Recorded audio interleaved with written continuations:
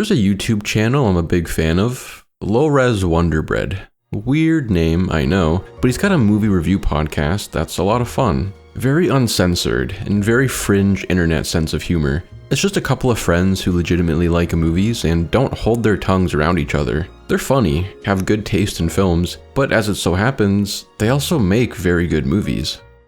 You waited for me?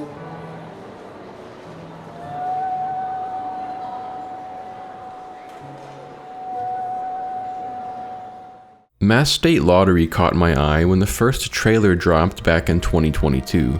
Understand, I'm not a big indie film guy. I don't go to film festivals, I don't seek out weird underground stuff on YouTube. If you've watched my channel, you know I tend to stick to well-known properties. The most obscure stuff I've covered is old Hollywood movies, which, if unpopular today, still had a big impact back when they first came out. To the hardcore cinephiles, I probably look like a normie.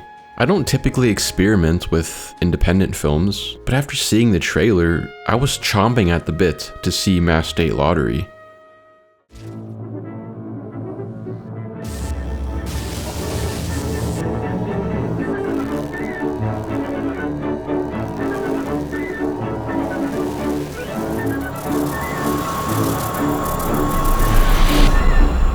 Yo, what the fuck was all that noise last night? The biggest compliment I could give Mass State Lottery is that it feels like a new genre altogether. It takes the film medium and stretches it to fit the modern era in a way that Hollywood releases just don't. The sporadic editing, the jumbled timeline, the knee-jerk irony that isn't an attempt to be hip, but an honest admission that we're all addicted to insincerity. It's a film that perfectly captures the broken young heart. It speaks to the generation of young men raised on movies, internet, and video games. A collective of wounded boys who hide behind irony and manufactured identity to play off their pain and their guilt.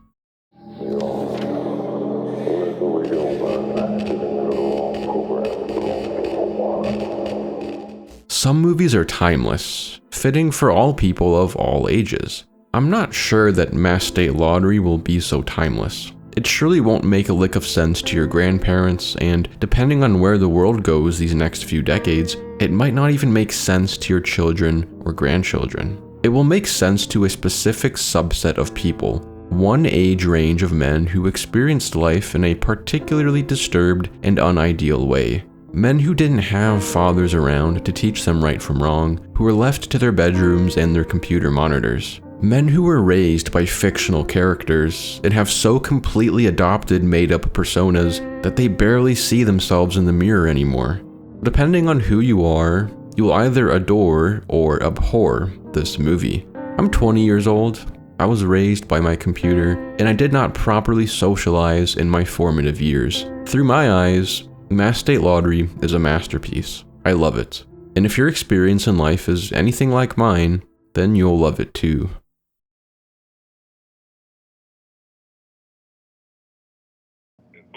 Well, you see, your brother was sleeping with this guy. Yo, look who the fuck are you?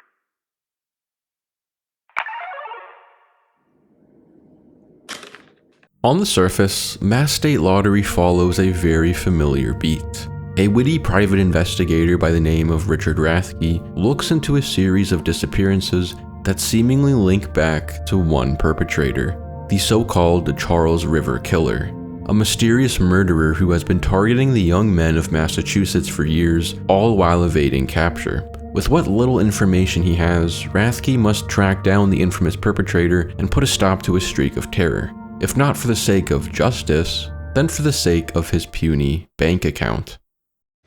The son of Amari Cosmetics founder, Catherine Amari, went missing nearly a year ago. The police don't care, but I do. Because her net worth is $18 million. Where Mass State Lottery really sets itself apart, aside from the amazing and insane editing, is in its characterization of the so-called hero, Richard Rathke. Rathke is not your typical hero. In fact, he's just an asshole. He's a selfish, egotistical, manipulative boy trying to convince the rest of the world that he's a man. He hides behind a fake identity in order to escape the consequences of his past, Truth be told, his real name is Ian Savares, a known womanizer, abuser, and just a downright nasty fella. But people don't know this. Certainly not the grieving mother who enlists his help in the first place, nor his long-distance Korean girlfriend. He brushes the skeletons into his closet and embodies a newly crafted persona, which he uses to trick the world and deviously win over their trust. Eddie had this little gag he used to like to pull at parties where he would find the biggest hunk, the biggest stud. And when that guy would fall asleep or he'd knock out, pull his pants down and suck his dick, make him look gay in front of the whole crowd. Rathke is an elusive character.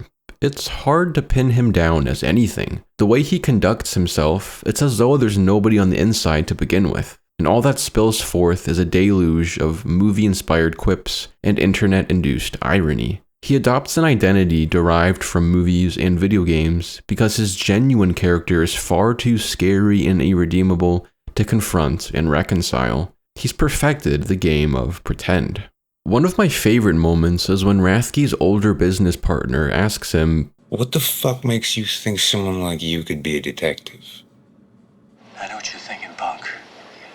You're thinking, did he fire 6 shots or only 5?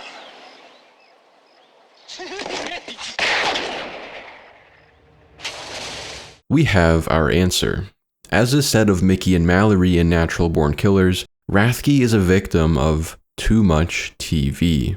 In this writes, I have a shred of pity for Rathke. He does remind me of myself, a man who barely feels emotions, and not because he's autistic or cognitively impaired, but rather because he's in a continuous disassociation. He's barely in his own body and mind, more often seeing himself for the badass who he wants to be, but isn't. He views the world as a video game, and he's the playable character. The people around him are NPCs, who exist not as autonomous beings, but mere tools to help him achieve his goals.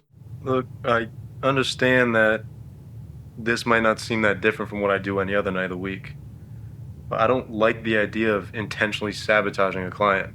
Do you like the idea of a $100 bill? Yet his relationship with his business partner Will is the only one that seems to extend beyond mere manipulations. Will Evans is the senior investigator, an ex-cop with a shaky past, bad habits, yet razor-sharp observations. They have, at least what appears to be, a tenuous friendship. Rathke shows a modicum of respect for Will. It is possible that Rathke is simply adhering to the obvious hierarchy. Will is the first and only person to hold years, experience, and wisdom over him. He's the only person in Rathke's circle to smell his bullshit and call him out on his sins. Something of a father figure to a boy raised on chat rooms and old cop movies. Now, Will is by no means a very effective mentor or moral counselor, but for the clearly fatherless Rathke, any intervention, no matter how small, is vital. Being a bad man at 17 is forgivable.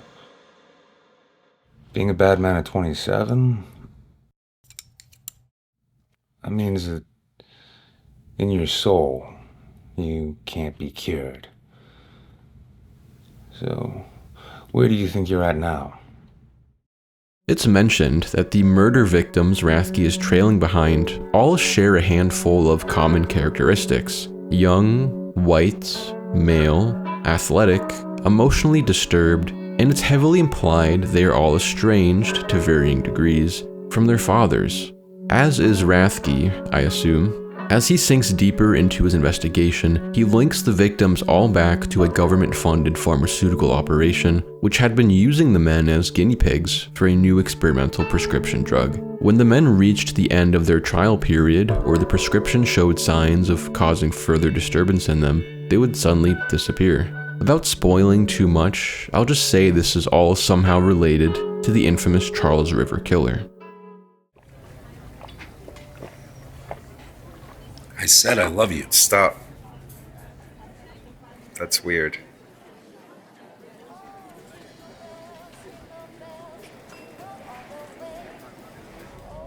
Mass State Lottery is a film that truly understands the broken young heart. We're all abandoned, left to our own devices. Some of us never forget what we lost, spending time and money in futile pursuit of that lost innocence. even giving ourselves up to the dubious hold of shady operatives and mysterious drugs if it means a chance of feeling normal again. There's such a void in our hearts that we'll try anything to fill it. Some of us chase depraved sexual highs, others use drugs, even fewer resort to the catharsis of violence. Most common of all, however, is the drug of disassociation. Stop feeling, and nothing will hurt. For the fatherless generation left to their bedrooms and video games, there's two very dangerous paths that are far too easy to go down. A depressed searcher, like any of the victimized young men Rathke is following after, or Rathke himself, someone who chose to exit their body before the pain sank in.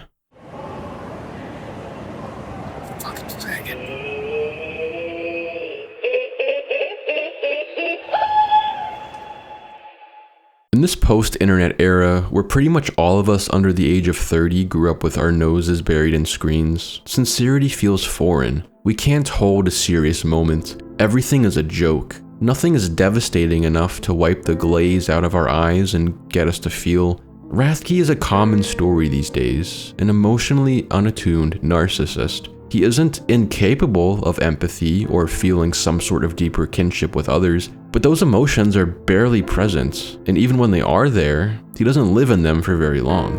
His brain is so fried from blue light, internet, and knee-jerk irony that even the reveal of Will's cancer diagnosis can't arise in immediate sympathy in him. His first impulse is to joke. Rathke is constantly trying to play it cool. Yet, as the sophisticated and professional alternative to the lost and broken men he's trailing behind, Rathke isn't all that convincing, because good acting chops and a repertoire of witty comebacks can't distract from the glaring fact that he's missing exactly what the rest of us are.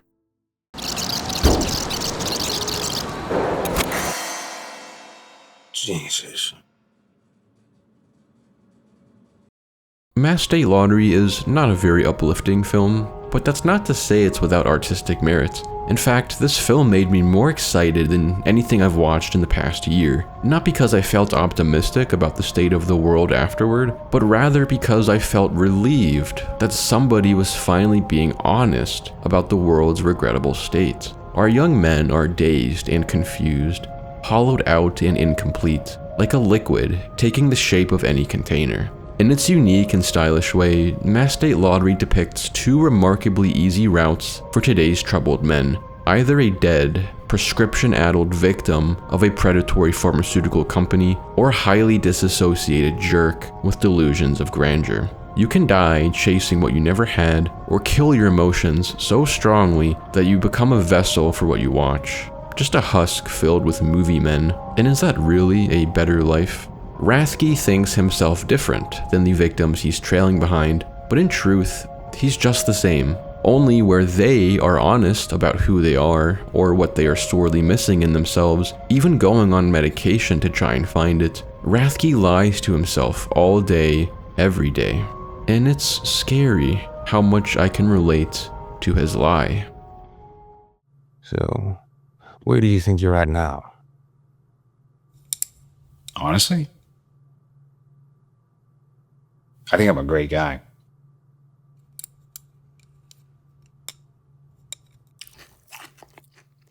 That's a terrible sign. If this video enticed you, go follow Low-Res Wonderbread on YouTube and Twitter to stay up to date on the official release of Mass State Lottery. Pre-orders for Blu-rays are supposed to begin soon, so if you find yourself interested, follow Low-Res and look out for any and all updates on that. As for me, Low-Res graciously sent me an early screener of the film at my humble request, and I want to extend a big thank you to him for that. Thank you all for watching.